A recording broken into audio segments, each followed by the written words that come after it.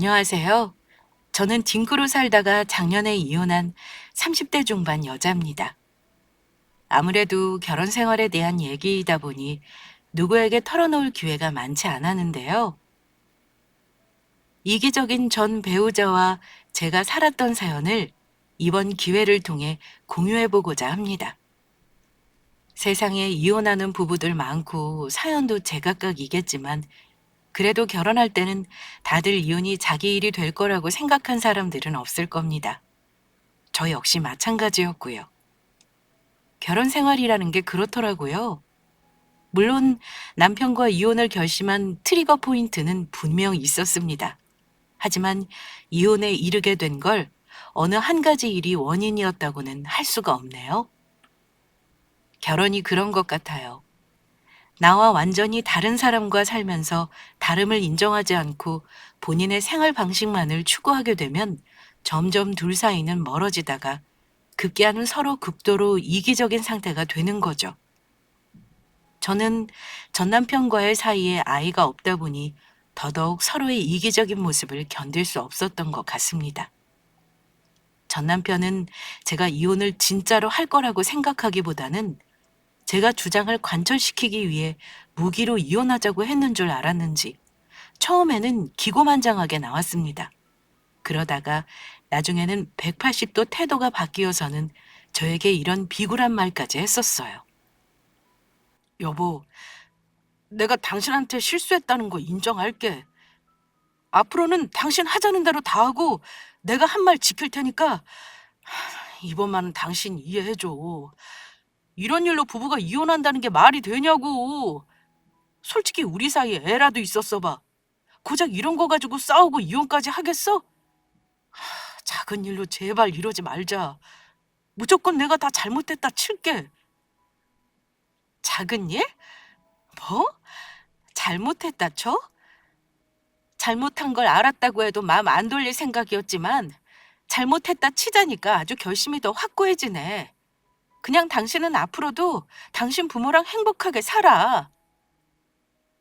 싹싹 비는 남편을 저는 받아주지 않았고 결국은 이혼을 선택했습니다. 지금부터 말씀드리는 사연은 저의 입장에서만 말하다 보니 분명 제 위주의 이야기가 될 것 같습니다만 아마 끝까지 듣고 나시면 결코 사소한 일은 아니었구나라고 다들 공감하실 거라 생각합니다. 우리 부부는 양가 지원 없이 결혼했고 결혼 전부터 아이는 갖지 않기로 서로 합의했습니다. 저는 20대 초반부터 디자인 쪽으로 프리랜서를 하다가 작은 회사를 차렸고 지금까지 먹고 살만하게 지내고 있습니다. 직원이 3명 있는 작은 회사지만 나름 알차게 꾸려가고 있어요. 사업이다 보니 월급 받는 회사원보다 훨씬 더 많이 벌긴 합니다.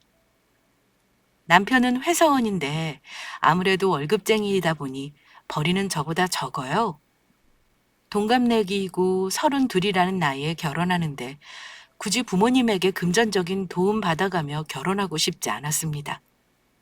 제가 살던 집으로 남편이 본가에서 자기 짐 챙겨 들어오면서 결혼 3달 전부터 동거를 시작했어요. 이혼 후에는 자기 짐 싹 빼서 나갔으니 나름 복잡하지는 않았습니다. 어쨌든 저는 결혼 초반부터 결혼제도라는 게 얼마나 여자에게 불합리한 제도인가를 뼈 때리게 겪은 사람입니다. 딩크를 원했지만 차라리 비혼주의자로 살 걸 하고 후회도 했고요. 왜 여자는 결혼하면 남편이라는 사람 밥 해주고 치닥거리 해주는 사람이 되어야 하고 심지어 그의 부모까지 챙기며 살아야 하는 걸까요? 결혼 전부터도 시어머니는 저에게 남편 잘 챙기라는 말을 참 많이도 했던 분입니다. 남편 옷 입는 거 보면 마누라가 얼마나 살뜰하게 남편 챙기는지 아닌지를 아는 거야. 결혼 전에는 내가 챙겼지만 이제는 며느리인 네가 챙기지 않으면 어디 가서 욕먹는 거다. 회사 출근하는 사람이니 와이셔츠는 매일 다려주고 아침도 잘 챙겨 먹여. 알겠니? 아, 네, 그럴게요, 어머니. 그래, 내가 우리 아들 데리고 있을 때는 한 번도 구겨진 양복 입혀서 출근시킨 적 없어. 잘 알아두렴? 그때는 일일이 토를 달면 잔소리가 길어진다고 생각해 그저 내내 거렸습니다. 실제로 챙겨줄 생각도 없었고요. 남자는 손이 없습니까? 발이 없습니까? 본인이 입을 옷은 본인이 챙기고 밥은 자기가 차려 먹어야죠. 물론 같이 사는 부부이니 서로 배려해가며 식사 준비를 같이 하는 게 맞는 거고요. 남편이 내 아들도 아닌데 제가 엄마 노릇을 할 수는 없는 거 아닌가요? 시어머니가 저에게 하는 말을 듣고 참 가부장적인 분이구나 하고 생각은 했지만 저와는 세대가 다르니 그러려니 하고 신경 쓰지 않았습니다. 다행히 남편은 제가 챙겨준데도 거의 스스로 알아서 하는 스타일이었고요. 하지만 무시하면 된다고 생각했던 게 저의 실수였을까요? 아무리 신경 쓰지 않는다 해도 만날 때마다 하는 말씀이 슬슬 저에게도 상처가 되기 시작했습니다. 결혼하고 초반에는 이 핑계 저 핑계로 일주일에 한 번 주기로 시댁에 가서 밥도 먹고 김장도 하고 시부모님과 영화도 보러 다니면서 친정 식구보다도 시댁 식구를 더 자주 보곤 했습니다. 그래도 이 정도는 제가 폭발할 만큼의 힘듦은 아니었어요. 가족이 되는 과정이고 조금 더 서로를 알고 싶어서 자주 보고 싶어 하시는구나 생각했죠. 하지만 시댁 부모님들이 당연하듯 말씀하시는 한마디 한마디가 너무 힘이 들기 시작했습니다. 우리 부부는 맞벌이 부부인데도 어머니는 저에게 늘 당연한 듯 이렇게 말씀하셨습니다. 반찬은 차려 먹고 사는 거니? 지난번에 가져간 김치 다 먹었으면 오늘 또 가져가라. 우리 아들은 사서 먹는 음식 싫어해. 집밥 좋아하지. 이제는 너도 어느 정도는 할 줄 알아야 하는 거다. 둘 다 일하느라 평일에는 잘 안 해 먹어요, 어머니. 아직 김치 많이 남아있으니까 걱정 마세요. 그나저나 너희 집에는 대체 식구들 언제 초대할 거니? 나도 며느리 밥상 한번 받아보자. 네 시아버지도 이제나 저제나 기다리고 있는데 반년이 넘어가도록 어쩜 아들네 집에 한번 오라는 소리가 없어? 제가 요리가 아직 서툴러서요. 조만간 주말에 날 한번 잡아볼게요, 어머니. 그래, 부르는 김에 고모네도 다 불러내야겠다. 그렇지? 이런 건 결혼하면 진작에 했어야 하는 거야. 그뿐이 아니었습니다. 30대면 나이가 있으니 빨리 아이를 가져야 한다는 말도 만날 때마다 매주 하셨어요. 부모님은 저희가 딩크로 합의한 사실을 모르셨습니다. 언젠가 적당한 때에 말하려고는 했지만 결혼하자마자 아이 문제로 채군당할 거라고는 생각을 못했습니다. 제가 몸이 안 좋아 보이면 바로 기대를 하시며 혹시 임신한 거 아니냐고 검사해보라며 호들갑을 떨기도 하셨습니다. 결혼한 지 1년도 안 된 부부에게 시부모님이 이런 간섭을 하는 게 흔한 경우인가요? 심지어 아이 잘 들어선다는 한방 약국에서 약도 지어다 주신 적이 있었습니다. 그래서 남편에게 우리가 아이 계획이 없다는 걸 말하자고 했었는데요. 남편이 그러더라고요. 아직 우리 부모님은 손주 못 본다는 걸 받아들일 수 있는 상태가 아니야. 당신도 봐서 알 거 아니야. 그냥 어머니 하는 말씀에 적당히 대답하고 맞춰드려.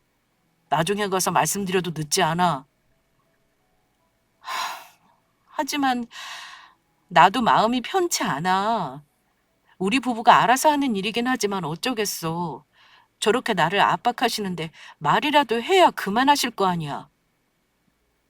저는 어머니의 아이 압박 문제, 살림 간섭과 아들을 잘 챙기라는 강요로 인해 서서히 버거움을 느꼈습니다. 그리고 우리 시댁은 시아버님이 차남이시고 제사 모시는 큰 댁이 있어요. 그래서 명절에는 굳이 어머님 집에서 음식을 많이 안 합니다. 하지만 큰 댁에는 가서 일을 돕죠. 그렇지만 어쨌든 남편에게는 사촌이고 제 입장에서는 모르는 사람들 틈에서 음식하고 제사 준비하는 게 쉽지만은 않았습니다. 식구들도 많아서 한 번 다녀오면 영혼이 탈탈 털릴 정도였어요. 사실 시어머니는 우리 부부 결혼 전에 이미 큰집 제사는 안 간다고 들었습니다. 그런데 제가 시집 오고 나서 왜 굳이 명절에 며느리를 일하러 보내셨던 걸까요? 심지어 시아버지가 저더러 갈 필요 없다고 말씀까지 하셨는데요. 그때 어머니가 아버지에게 눈을 흘기면서 또 며느리 아낀다고 저러지. 우리 집 장남이 왜 큰댁 제사를 안 가요? 나는 안 가도 아들내외는 장가 갔으니까 당연히 가야 하는 거죠. 이렇게 말씀하십니다. 그러면 옆에서 남편은 자기 엄마를 말리지 않고 순순히 그 말을 따르고요. 속 터지는 건 저뿐인 거죠. 명절 당일에는 저는 큰댁에 차례 지내고 다시 시댁에 와서 또 한 차례 식사를 차리고 아직도 살아계시는 시할머니 요양원 면회를 갔다가 다시 시댁으로 돌아옵니다. 그리고 그 이후에는 시 외가댁, 그러니까 어머니의 외가까지 가서 인사를 해야 합니다. 게다가 남편과 시아버지가 술이라도 마시면 운전은 고스란히 제 몫이었고요. 모든 일정을 마치고 시댁에 돌아오면 이미 저녁이고 친정가 시간이 훌쩍 지나 있어요. 어머니는 또 가족들과 뭐 해먹을지 고민을 하시더라고요. 사실 시외가 때 가기 전에 시누이가 어머니에게 한 말이 있습니다. 시집 안 간 시누이가 하나 있는데 그나마 개중에 제정신인 사람이라 어머니에게 가끔은 입 바른 소리를 하거든요. 엄마, 올케도 친정 가야지. 집에서 기다리실 거 아니야. 엄마 외가는 우리끼리만 다녀오자. 올케는 빨리 친정 가라고 해. 그러면 엄마는 말도 안 된다는 듯 뭐야, 친정을 오늘 왜 가니? 결혼했는데 친정이 먼 것도 아니고 시간 날 때 내일 중이라도 다녀오면 되는 거 아니냐? 명절 당일에는 시가 식구들이랑 있는 거야. 이렇게 말씀하십니다. 명절 당일날 저는 저희 집에 가면 안 되는 건가요? 이런 말을 들으면서도 웃는 며느리가 되어야 하는지 남편한테 이야기했더니 이 인간이 하는 말이요. 자기 어머니가 하는 말은 전부 마음에 두지 말고 말도 안 되는 소리는 적당히 무시하라는 겁니다. 제가 시부모님께서는 의미 두고 하지 않는 말을 너무 심각하게 듣는 부분도 있다며 그냥 무시하고 넘기래요. 그게 저한테는 참으라는 소리로 들려서 속이 턱 막혔습니다. 전혀 해결이 안 되는 말이었어요. 저는 분명 남편과 행복하고 싶어서 결혼을 했는데 연애 때도 싸우지 않던 우리가 시댁만 다녀오면 언성 높이며 싸우게 되더라고요. 게다가 한 번 시댁에 갔다 올 때마다 시부모님 얼굴 보는 게 껄끄러워지기만 했습니다. 이건 신혼 초반 얘기입니다. 그때는 뭘 몰라서 어버버거리고 제대로 할 말도 못했어요. 그런데 자꾸 선을 넘으시는 어머니 때문에 남편과의 다툼이 잦아지면서 저도 시간이 가며 할 말을 하는 며느리로 변하기 시작했습니다. 주변에 30 넘어 결혼한 친구들 말 들어보면 저와 별반 다르지 않은 경우가 많았는데 그거 보면서 생각이 많이 바뀌었어요. 그래서 다음부터는 어머니가 시외가 가자고 하거나 본인은 안 가시면서 저와 남편들어 큰댁에 가서 일하라고 하시면 거절하기 시작했습니다. 한 번은 명절 차례 지내고 와서 지난번 못 간 시외가댁 2군데 더 가자는 말에 싫은 거 억지로 가기 싫어서 안 가겠다고 말씀드렸습니다.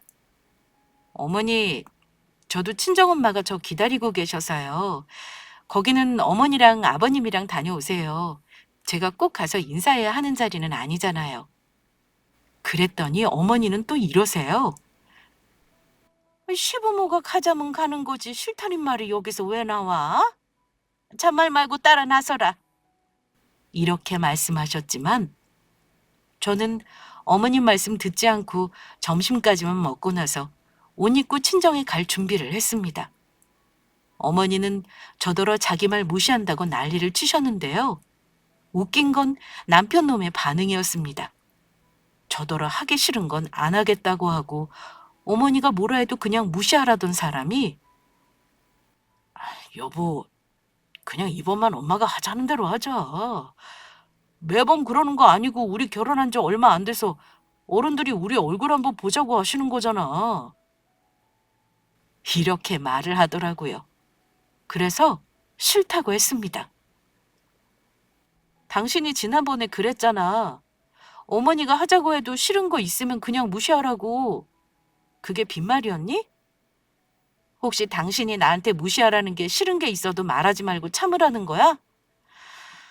미안한데 나는 당신 말을 나 하고 싶은 대로 하라는 뜻으로 들었거든? 다시 말하지만 나는 이제 당신네 시외가는 안 가고 싶어. 시외가까지 내가 시어른으로 챙기는 건 벅차서 말이야. 저는 시어머니 있는 곳에서 남편에게 그리말하고 그대로 나와버렸습니다. 당연한 말이지만 남편과 엄청 부부싸움 했습니다. 그 일로 저는 시댁과 거리를 둬야겠다 생각했고 어머니가 하라는 대로 고지고대로 다 듣고 있지만은 않게 되었습니다. 저는 남편이 자기 부모 없는 곳에서 내 편을 드는 걸 처신을 잘했다고 생각하지 않습니다. 정말 중간 역할 잘하는 남편이라면 적어도 와이프가 힘들다는 걸 자기 부모에게 적극적으로 어필하고 갈등의 원인을 없애려고 했어야 맞다고 생각해요. 남편은 그저 고부 갈등이 일어나는 자체를 귀찮아했고 무시하려는 회피형 인간에 지나지 않았습니다. 그렇다고 남편이 우리 친정에 잘한 것도 아닙니다. 저희 친정 부모님은 그냥 평범한 삶을 사시는 분들이세요.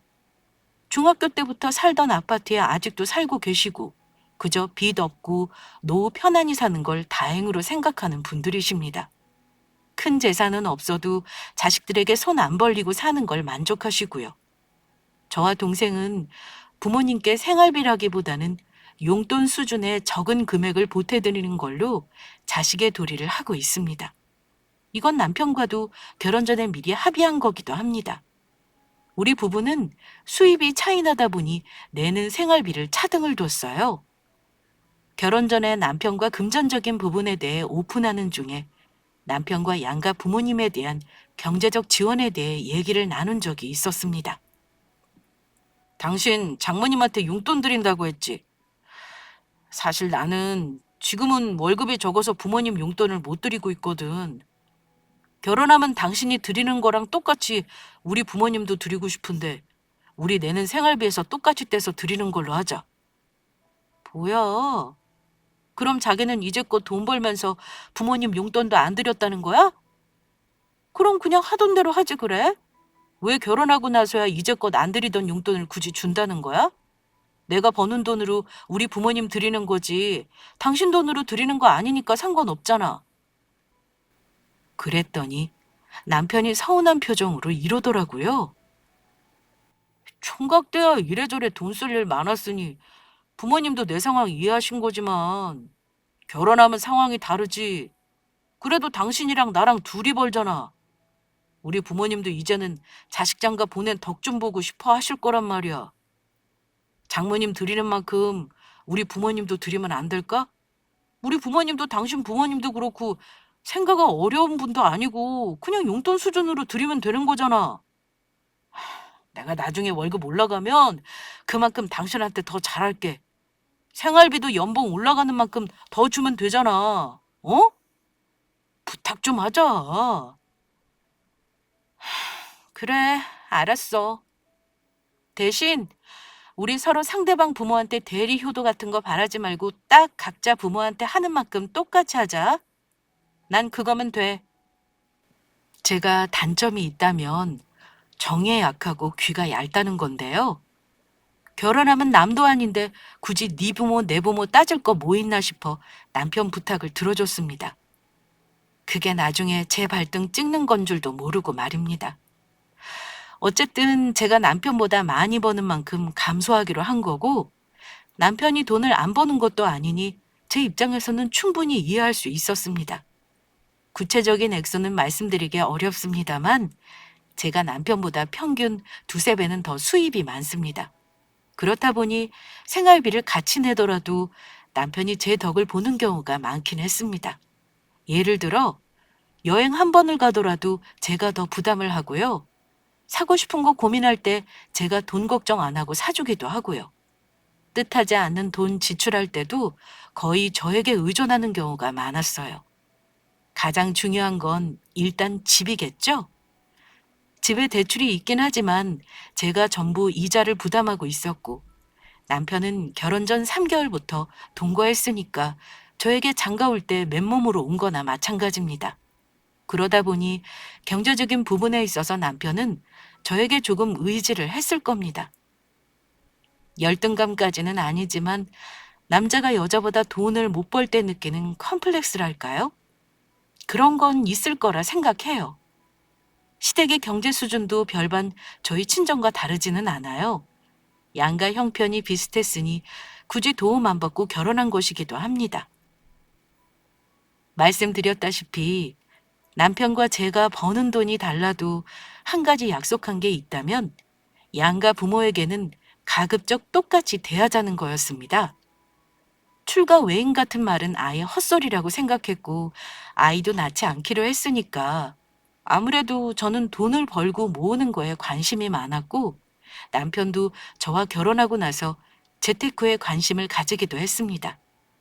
실제로 저 덕분에 수익을 보는 일도 꽤나 있었고요. 남편은 제 덕에 돈을 좀 만지게 되자 원래 자기가 잘나서 돈을 번 거라는 착각을 하기도 했습니다. 한마디로 저에 대한 고마움을 점점 잊은 거죠. 왜 호의가 계속되면 권리인 줄 안다잖아요. 제가 자기 부모에게 베풀고 잘하는 모든 것을 나중에는 고마운 줄 모르고 당연하게 생각하더라고요. 심지어 나중에는 자기 부모보다 우리 부모를 아래로 보기까지 했으니 뭐 말 다 한 거죠. 뭐 하나를 사도 자기 부모만 챙기기 일쑤였고 친정에 가면 검소한 저희 부모님이 궁색해 보인다면서 대놓고 장모님과 장인어른은 돈을 쓸 줄 모른다는 둥 나이 들수록 옷이나 가방은 비싼 걸로 해야 하는 법인데 장모님은 자기 엄마보다 10년은 늙어 보인다는 둥 헛소리를 하기도 했습니다. 당연히 그럴 때마다 저랑은 말다툼을 했죠. 남편이 저렇게 속 없는 사람인 줄 알았다면 결혼하지 않았을 거라는 생각도 많이 했습니다. 남편도 문제였지만 시어머니도 문제였습니다. 그즈음 아이 가지고 압박 주시는 시부모님에게 남편이 딩크로 살기로 했다는 걸 밝히고 난 뒤부터 시어머니는 저를 그 집안 대를 끊어놓으려는 못된 며느리 취급을 하셨고 차마 여기서 말 못할 막말도 참 많이 하셨습니다. 남의 집안에 시집을 왔으면 네 본분과 도리를 다해야지. 며느리 도리라는 게 뭐냐? 애 낳고 집안 핏줄 이어주는 것도 네 도리야. 근데 감히 네 맘대로 우리 집안 대를 끊겠다는 거니? 설령 우리 아들이 그렇게 하자 해도 네가 마다해야 하는 거 아니니? 어머니, 그건 저랑 남편이랑 둘이 결정할 문제예요. 저는 아이 낳고 책임지는 게 아직 부담스럽고 누군가의 인생을 책임질 자신이 없어요. 단순히 대 잊자고 낳을 문제는 아니에요. 저희 부부가 알아서 할 테니까 서운하셔도 너무 뭐라 하지 말아주세요. 부탁드릴게요, 어머니. 부탁이고 뭐고 나는 우리 아들 닮은 손주 봐야 하는 사람이니까 그 문제는 다시 생각해 보도록 해. 저와 어머니의 실랑이를 들은 남편은 본인도 저와 같이 아이를 원하지 않았으면서 저를 감싸주지 않았습니다. 시어머니가 저를 괄시하니 당연히 저는 시댁에 가고 싶지 않았고 어머니와 거리를 두기 시작했어요. 그러자 남편은 그런 저를 못마땅해 하면서 예전보다 더욱더 자기 부모만 챙기기 시작했습니다. 가령 시부모님 생신 때는 무슨 일주일 전부터 예고를 하고 전야제, 용돈은 물론 여행이고 뭐고 바라는 거 다 들어주는 게 우리 효자 남편이었습니다. 어머니 생신 때는 특별한 날이라며 자기 엄마랑 술 한잔하러 전날에 본가에 가서 자고 오는 사람이 우리 부모님 생신 때는 미리 밥 먹었다는 이유로 전화도 한 통 안 했어요.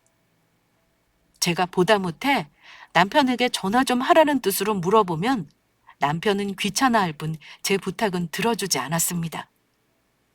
당신, 아무리 그래도 엄마 생신 당일에는 전화 한 통은 드려야지. 축하한다는 말 한마디 하는 게 뭐가 그리 어려워?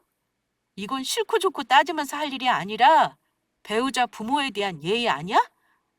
아, 그냥 대충 넘어가자. 지난주에도 케이크하고 밥 먹으면서 다 말씀드린 건데 뭘 또 전화까지 하냐? 이렇게 나오니 저는 더 이상 말하는 게 싫어지곤 했습니다. 그러다가 제가 확실히 이혼을 마음먹고 남편과 돌아서게 된 계기가 있었던 건 작년 어버이날 즈음이었습니다. 원래 남편과 상의하기로는 양가 부모님에게 똑같이 용돈 드리고 어버이날 당일 평일이니 미리 주말에 친정과 시댁 번갈아 식사를 하기로 했었어요. 그런데 남편은 마치 어버이날 일주일 전부터 무슨 사전 행사라도 하듯 본가에 가서 하루 자겠다고 하더라고요. 저더러 빈말로 같이 가자길래 당연히 거절했는데요. 남편은 자기 부모님 드릴 선물인지 뭔지를 잔뜩 상자에 싣고서는 나가더라고요. 처음에는 대수롭지 않게 생각했습니다. 오히려 남편이 하루 자고 온다니까 혼자 있는 게 편하고 좋더라고요. 그런데 바로 그날 남편 옷 세탁을 하려다가 무심코 바지 주머니에 손을 넣었는데 거기서 영수증 뭉치가 잔뜩 나오는 겁니다. 아무 생각 없이 펼쳐본 영수증은 백화점 영수증이었습니다. 그런데 영수증에 찍힌 금액이 제가 그냥 넘길 만한 금액이 아니었습니다. 무려 300만 원이 넘는 돈이었기 때문입니다. 품목도 이상했습니다. 명품 브랜드의 가방이었거든요. 제 생일도 아니었고 남편이 이런 명품 브랜드의 여자 가방을 산 걸 집에서 본 적도 없었는데 이상했죠. 나를 주는 게 아니면 혹시 다른 여자가 있는 걸까 하는 이상한 상상도 했습니다. 남편이 집에 오면 물어봐야겠다 생각하고 보관하고 있었는데요. 물어볼 것도 없이 저는 남편이 산 가방의 주인을 얼마 뒤에 알게 되었습니다. 시부모님과 밥하기로 한 날 어머니가 못 보던 가방과 옷을 입고 나오셨더라고요. 저도 명품 브랜드나 디자인이 빠삭한 편입니다. 제가 눈을 크게 뜨고 어머니 가방을 너무 빤히 쳐다보니까 어머니는 민망한 듯 헛기침까지 하시면서 의식을 하시더라고요. 어머니가 명품 가방이 몇 개 있긴 했는데 처음 보는 거였고 마침 그때 얼마 전 남편의 바지 주머니에서 나왔던 영수증이 퍼뜩 떠오르는 겁니다. 그 순간 깨달았죠. 아, 그때 영수증은 남편이 가방을 사서 어머니께 준 거구나 하고 말입니다. 근데 그 사실을 깨달은 순간 속에서 부하가 치밀더라고요. 오늘 식사 자리에 오는데 남편은 저에게 자기 부모님 드리자면서 용돈도 챙긴 사람입니다. 그리고 좋은 식당 예약하라고 해서 제가 했고요. 아마 계산도 저더러 하라고 하겠구나 생각하니까 그 자리에 있는 게 싫었습니다. 친정 부모님은 어버이날 식사 때도 밥 맛있는 거 얻어먹었으면 됐지 무슨 용돈까지 주냐 엄청 부담스러워 하시면서 받으셨고요. 그런데 시부모님은 특히 어머니는 제가 볼 때 제일 맛있게 드셔놓고는 여기 식당 별로다. 이건 이래서 마음에 안 들고 저건 저래서 마음에 안 들고 자식 며느리가 비싼 돈 들여서 식사 대접했는데 불만만 많더라고요. 이미 그때부터 저는 마음이 상해 있었고 아무 말 없이 식사를 마친 후 부모님과 헤어질 때 남편이 화장실 간 틈을 타 어머니께 슬쩍 물었습니다. 어머니, 못 보던 가방인데 이거 이번 시즌 신상이잖아요. 언제 사신 거예요? 제 물음에 어머니는 그러니? 내가 무슨 돈이 있어서 샀겠니? 아들한테 효도 좀 받아봤다.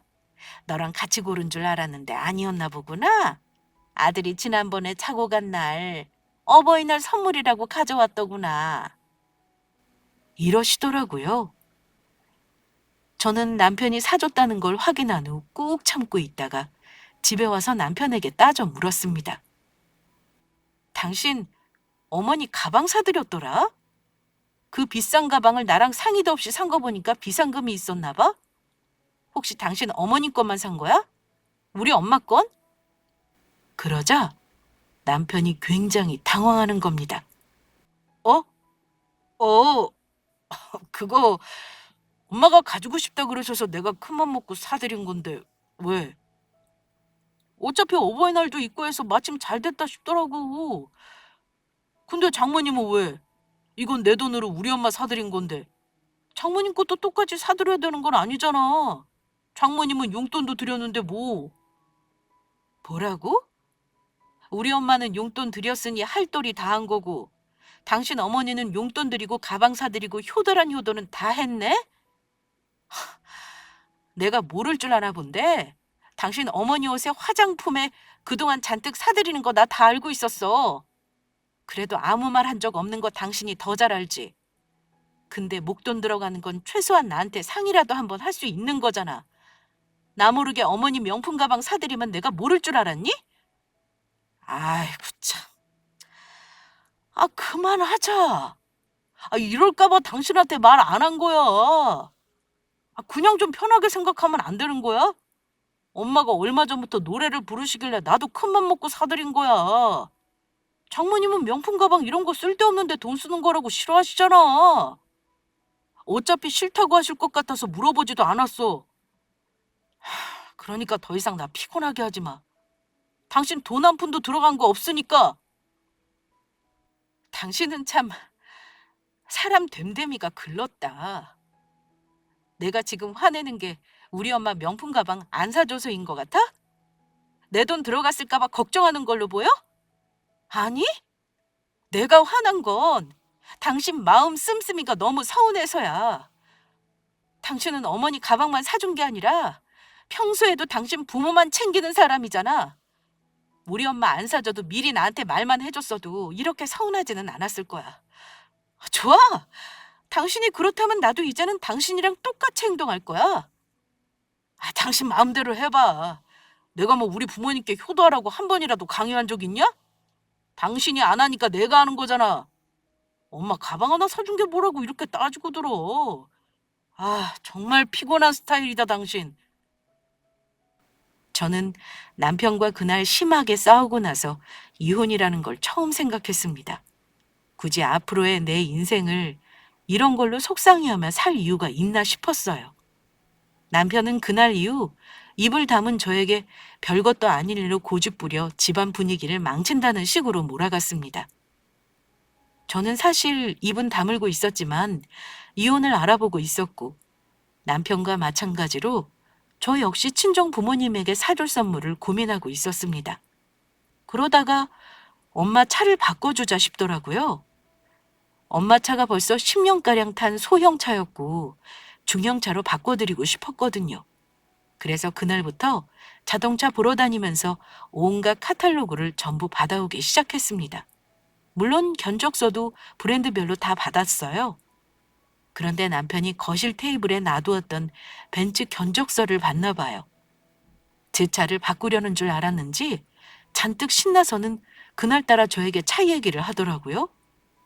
벤츠가 어떻고 아우디가 어떻고 하지만 자기는 단 하나의 브랜드를 선택하라면 벤츠를 사고 싶다나요? 저는 남편이 혼자 김칫국 들이키는 거 보고 속으로 코웃음 쳤습니다. 저는 남편 조언을 참고해 엄마 명의로 벤츠 세단을 뽑아드렸습니다. 이럴 때 돈 쓰라고 돈 버는 거죠. 엄마는 처음에 이 나이에 이런 좋은 차 필요치 않다고 마다하셨지만 나이 들수록 좋은 차 타야 한다고 설득해서 사드렸어요. 막상 거절하셨지만 못 이긴 척 착히 받으시고는 너무 좋아하시더라고요. 그 모습 보고 알겠더군요. 부모님은 자식이 힘들고 부담될까봐 마다하는 거지 자식이 해주는 게 진짜 싫거나 필요 없어서가 아니라는 걸요. 엄마 차 사드리고 나서 한동안 남편은 자꾸 차 얘기를 했습니다. 제가 당장 차를 살 것처럼 견적까지 뽑은 걸 봤던지라 아마 똥줄이 탔을 겁니다. 저는 남편이 하는 말을 대꾸 없이 듣고만 있었는데요.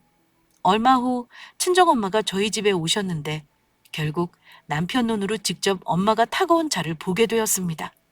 남편은 제가 시모의 명품 가방을 봤을 때보다 더 호들갑스럽게 굴었습니다.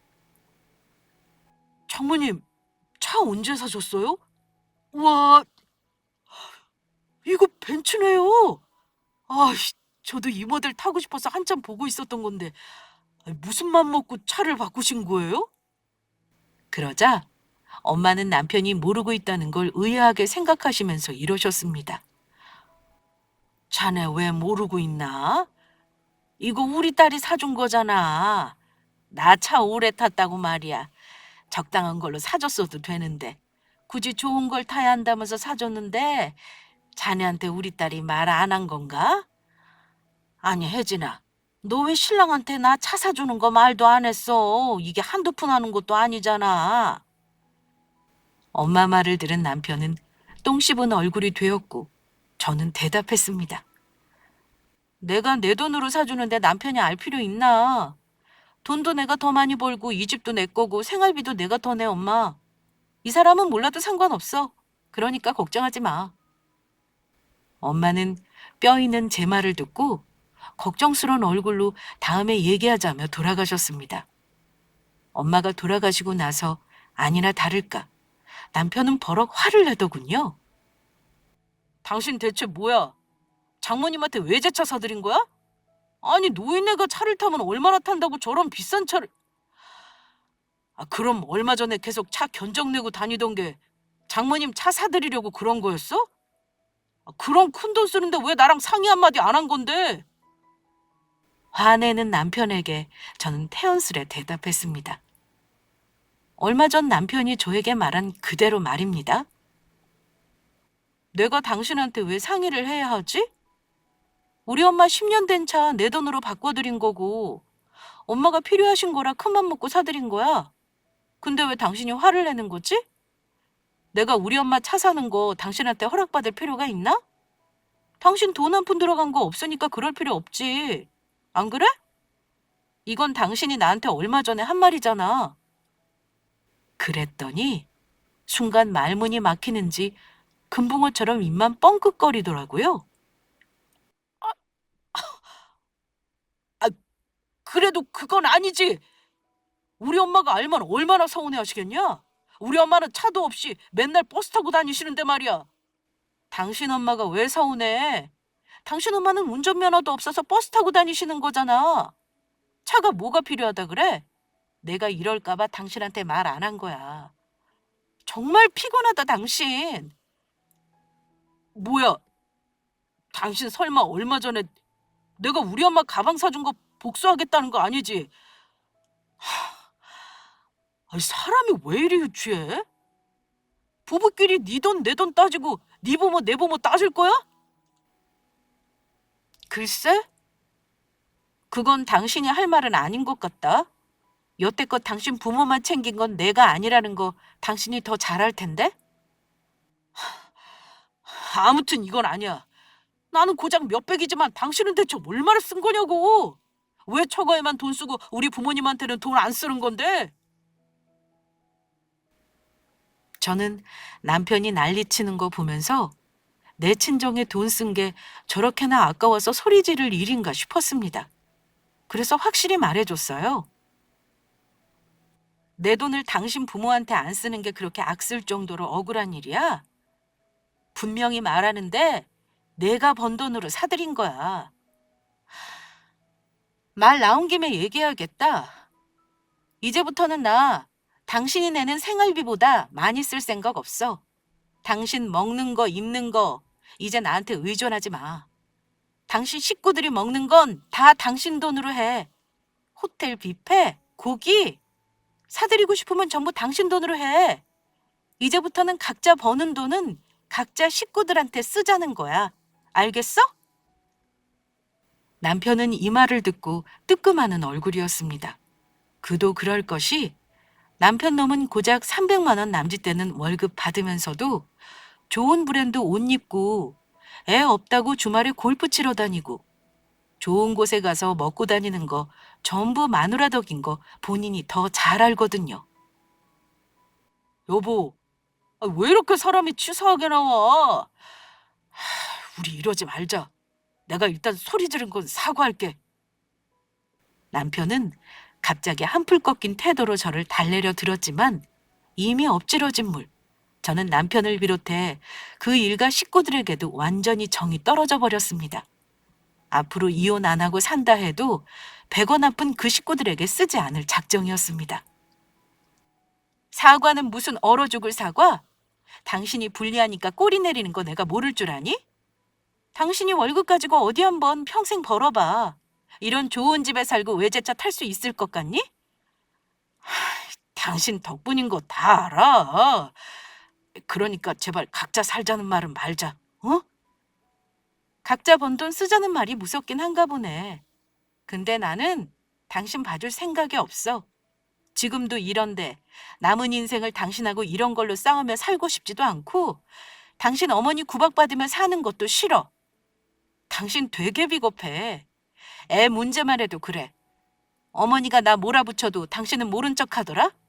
여러 가지로 우리는 같이 살아봤자 서로 힘들기만 할 거야. 그러니까 우리 그냥 이혼하자. 나 지난번부터 계속 생각해왔던 거야. 깔끔하게 협의 이혼하고 당신 내 집에서 짐 챙겨서 나가. 제가 이혼이라는 말을 꺼내자 남편 놈은 심각한 상황이라는 걸 알더라고요. 제가 한다면 하는 사람이라는 거 누구보다 잘 아는 사람이니 결코 그냥 하는 말이 아니었다는 걸 알았을 테니까요. 여보, 이혼이라니. 그게 무슨 말도 안 되는 억지야. 세상에 이런 걸로 이혼하는 부부가 있어? 내가 설마 당신이 장모님 차 사줬다고 질투하겠냐고. 그냥 나는 당신이 나랑 상의라도 하면 어땠을까 하고 속내를 말한 것뿐이야. 부부 사이에 이런 말쯤은 할 수 있는 거잖아. 부부 사이니까 더 조심했어야지. 당신은 그 못된 속내를 나한테 다 드러냈으니 이혼당하는 줄이나 알아. 선택해. 위자료 주고 이혼할래? 깔끔하게 도장 찍을래? 저와 남편은 결혼해서 줄곧 크고 작은 일로 싸움을 많이 했어요. 하지만 그날 이혼 말이 나왔을 때만큼은 남편이 저에게 모든 걸 양보하겠다며 싹싹 비는 태도였습니다. 못된 성격이긴 한데 저는 한 번 아니다 싶으면 사람을 손절하는 경향이 있어요. 물론 손절 전까지는 계속 참는 쪽이 접니다. 남편이 아무리 낮은 자세로 나와도 이미 저는 마음을 굳혔고 남편의 모습은 가식적으로 보이기만 했습니다. 어찌 됐냐고요? 처음에 말씀드렸듯 결론은 이혼으로 마무리했습니다. 대신 이혼 소송은 하지 않고 우리는 조용히 협의 이혼으로 끝냈어요. 남편은 짐 싸서 본가로 들어간다고 들었고요. 양가 부모님께는 숙려 기간 다 끝나고 각자 말씀드렸습니다. 우리 부모님은 쿨하신 분들이라 저를 믿고 별 말씀 없으셨습니다. 하지만 시어머니는 그렇지 않을 거라는 걸 알고 있어서요. 저는 미리 선수쳐서 한바탕 하고 끝냈습니다. 이혼이라는 거 그리 복잡하진 않았어요. 물론 법원을 둘이 같이 가는 게 싫긴 해도요. 생각보다 아이가 없고 재산 문제가 명확하니까 이혼도 쉽더라고요. 그래서 가끔은 제가 결혼 생활 한 2년 남짓의 시간이 거짓같이 느껴지기도 합니다. 아무튼 제가 말씀드리고 싶은 건 부부가 이혼하는데 여러 사연이 있겠지만 꼭 극단적인 일이 아니더라도 일상에서 쌓이는 사소한 것들이 모여 크게 터질 수도 있다는 겁니다. 남편과 저는 어쩌면 서로에게 치사하게 굴면서 이혼했는지도 몰라요. 하지만 분명한 건 이기적인 사람은 전 남편이었고 이혼하지 않았다면 아마 점점 더 자기 부모만 챙기려는 거 봐야 했을 거라는 거예요. 자기가 저로 인해 혜택 보고 사는 건 당연하게 생각하고 뻔뻔하게 누리면서 말이죠. 원래 이기적인 사람이 본성 감추고 있다가 점점 본색을 드러낸 거라고 생각해요. 어쨌든 이혼 후에는 하는 일도 더 잘 되는 것 같고 앞길 막고 있는 돌이 치워진 것 같은 느낌이네요. 저는 앞으로도 남자나 결혼보다는 제 삶을 중요하게 생각하며 행복하게 살려고 합니다. 저의 이혼 사연이 나름 사회되었길 바라며 구독자분들이 즐거우셨다면 좋겠네요. 그럼 이만 저의 사연은 마치겠습니다. 감사합니다.